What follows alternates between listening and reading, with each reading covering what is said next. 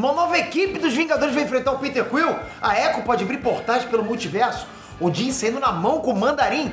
Tudo isso e muito mais nessa análise completa de What If segunda temporada. Bora!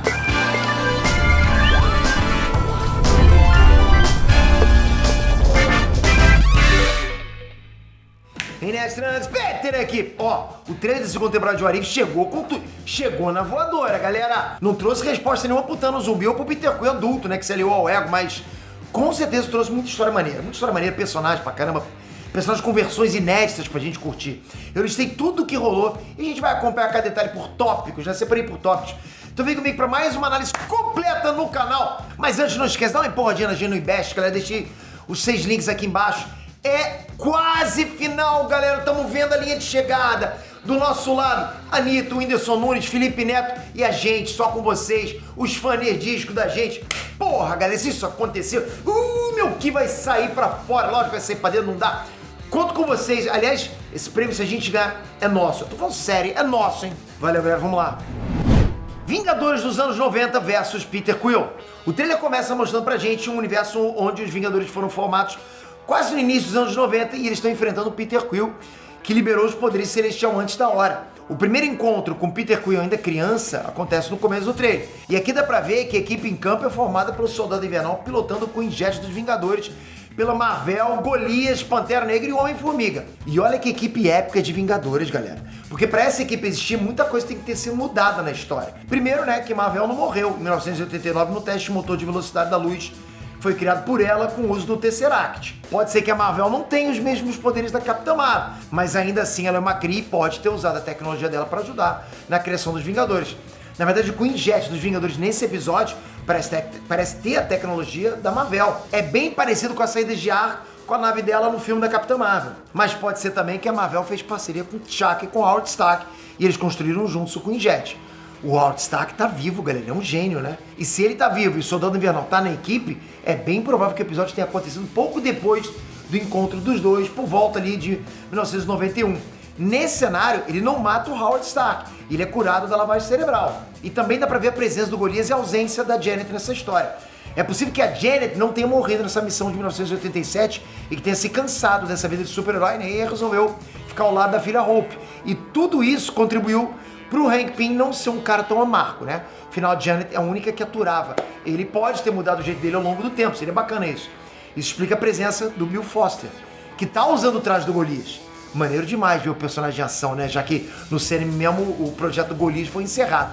Pode ser que exista uma versão do Homem de Ferro do Howard Stark nesse episódio. Só que mesmo que não tenha ainda, que ainda não exista essa possibilidade do Howard Stark, existe um outro Vingador que aparece com essa equipe aí, o Thor. O Thor apareceu ao lado do Golias do Hank Pym na batalha lá contra o exército do Eagle. Parece até que o Eagle veio ajudar o filho. Vai ser maneiro pra caramba. Eu assistiria uma série só com essa equipe aí. E você? Hela e Mandarim versus Odin. Outra parada sinistra nessa nova temporada de What If é a presença da Hela.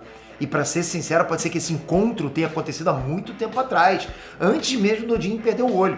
Talvez o Thor nem existia, né? Vocês lembram que o Thor fala que tem 1500 anos pro Rocket? Então, o Shu-En-Bu tem mais de 1000 anos de idade. A lenda dos 10 Anéis é contada por milhares de anos. Então é bem provável que a Hela veio pra Midgard, pra Terra, tentar tomar o reino pro exército de Odin. E ela acabou tendo que enfrentar o Mandarim. Pelo trailer dá pra ver que ela é derrotada ou talvez começou a sentir empatia pelos inimigos. E dá pra ver isso porque ao longo do trailer ela aparece treinando com a Ang Lee e lutando ao lado do Mandarim contra o próprio Odin. Repara que aqui o Odin ainda tem os 2 olhos, o que mostra que ele não passou pelos rituais que trouxeram a sabedoria do Odin de acordo com os mitos nórdicos. Ou seja, é um Odin conquistador, guerreiro. Um Odin que o Thor não conheceu. É uma baita história, por sinal. Me lembra, sabe o quê? Eu lembro, inclusive, a temática do Último Samurai do Tom Cruise, filmaço, por sinal, né? Que acontece no Japão. Nesse filme, o personagem do Tom Cruise, ele é capturado pelos inimigos, mas ele acaba criando empatia com esses inimigos, né? Aprendendo um novo estilo de vida com eles. A cultura deles, a luta, né? Pode ser também que a Hela tenha sido enviada para capturar os 10 Anéis, que a gente sabe que é origens cósmicas. Bom, de qualquer forma vai ser maneiro pra caramba ver o encontro desses dois, né? Lutando lado a lado com o Odin. Nossa, galera, vai ser bom demais. Nebulosa versus Yondu. Mais uma variante da Nebulosa que tomou um rumo totalmente diferente do Sam, né? Nesse episódio aí, a Nebulosa vai entrar pra tropa nova. Pelo menos é o que parece, pelo menos é o que a gente viu ali. A Nebulosa nesse trailer tá enfrentando o Yondu. Ele inclusive consegue segurar a flecha dele com as mãos. Tem um momento do trailer onde ele tá caindo aos pés dela. Pode ser que a Nebulosa tenha roubado o uniforme da Tropa Nova. Mas seria maneiro se a Nebulosa fosse da corporação e o episódio fizesse um gancho pra apresentar um Nova no SEM pela primeira vez. Nossa, isso ia ser top, hein? Episódio cortado de Sakaar. Eu não sei se vocês lembram, mas a Gamora da primeira temporada não teve episódio de origem dela apresentado. Bom, esse episódio foi cortado e ele mostrava a origem da Gamora daquele universo, onde ela usa a armadura e a arma do Thanos, da mesma forma como a origem daquele Tony Stark lá, com uma armadura gigante, feita com as sucatas do planeta Sakaar. Sacou? Bom, esse episódio pode não trazer muita coisa nova, mas vai ser maneiro pra caramba aquela corrida maluca em Sakaar com a Valkyria, Gamora, Tony Stark, Grão-Mestre, o Korg. Talvez esse episódio sirva pra trazer a versão do Tony Stark de Sakaar pra equipe final dos Vingadores Multiversais. Sim, galera, pelos rumores a gente vai ter uma equipe de Vingadores Multiversais formadas pelo Doutor Estranho Supremo. Olha isso! E essa equipe pode dar as caras em Guerras Secretas. Isso seria Mind Blow. A gente conhece um Arif e acontece lá em Guerra Secreta. Você tem noção disso? Guerra Infinita. Vamos ter uma cena agora onde a gente vai reviver o encontro do Thanos com o Steve Rogers durante a Guerra Infinita. Só que a mudança dessa linha do tempo é que o Steve Rogers acerta a joia do tempo com o escudo. Isso talvez faça algumas mudanças na linha do tempo. Eu acho que vai fazer bastante. Não dá pra ter certeza ainda, mas parece que aquele Thanos ali vai parar num portal ao final do trailer e encontrar a Agente Carter, enquanto Steve Rogers vai parar em outro momento do tempo, que seria, na verdade, 1602. Marvel 1602. Quando eu falo de 1602, não é um número aleatório, ok? É possível ver um Steve Rogers, né, com a mesma aparência de Guerra Infinita, o mesmo Steve Rogers que você conheceu em Guerra Infinita, só que dessa vez com uma roupa toda pomposa, né, um escudo, um sabre de esgrima, muito lorde. Nesse mesmo ambiente aí é possível ver o Hulk barbudo e o Homem-Formiga com orelhas pontudas, né? Como se fosse um elfo, até mesmo um Skrull, parece. Nesse mesmo ambiente dá pra ver a Wanda Maximoff também com roupas de época, né? Ao lado de um possível Thor do lado esquerdo, uma possível variante do Loki segurando o cetro em cima de um cavalo e do lado uma pessoa sem cabelo que parece ser a Nebulosa. Claro, não dá pra ter muita certeza de quem são esses personagens, até porque o trailer fez questão de esconder o rosto da pessoa que tá segurando o cetro do Loki. Mas pelo que andam dizendo aí, galera, esse episódio com roupas de época vai ser o último episódio da segunda temporada. E pra quem nunca ouviu falar, o que é isso, Pedro? O que é esse ano 1602? 1602 é uma história onde o Neil Gaiman, ele reimagina o universo Marvel, né, se aqueles personagens tivessem existido naquele ano, 1602, 400 anos antes deles realmente existirem. Echo e o Cavaleiro Negro. E o ponto principal desse episódio, com certeza, foi essa personagem nativa americana, que provavelmente é Echo de algum universo onde os Estados Unidos não foi colonizado.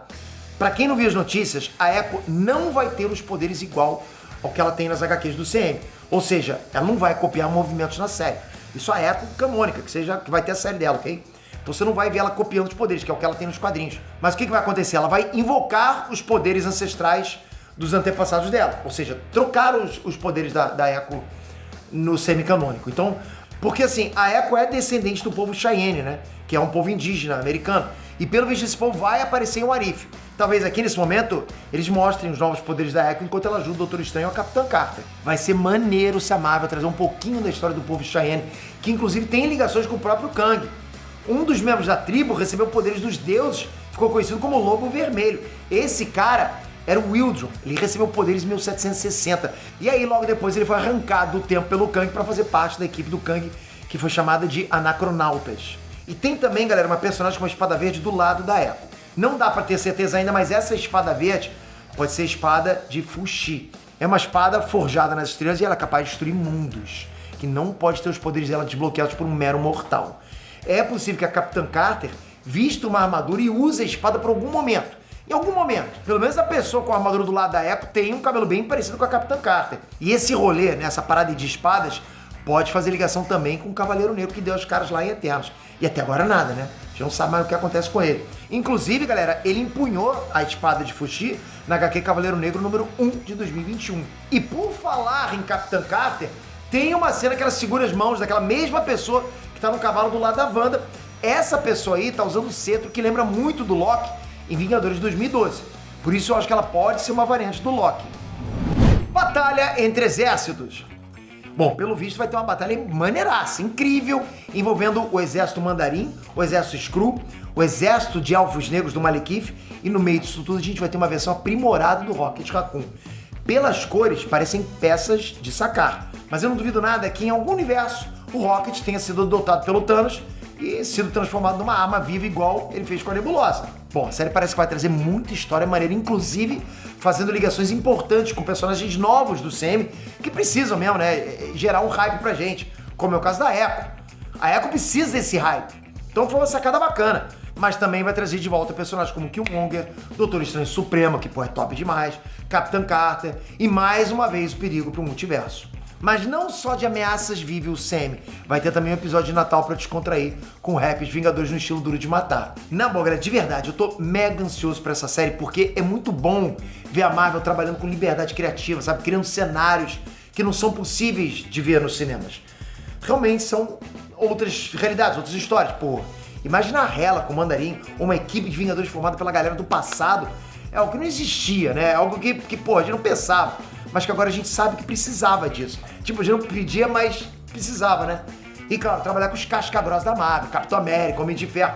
Trazer esses caras com tudo e aproveitar pra inserir esses personagens novos, pô, a melhor estratégia que a Marvel pode fazer pra manter o público e conquistar novos fãs. E eu digo, hein, o What If tá entre as melhores séries que a Marvel produziu.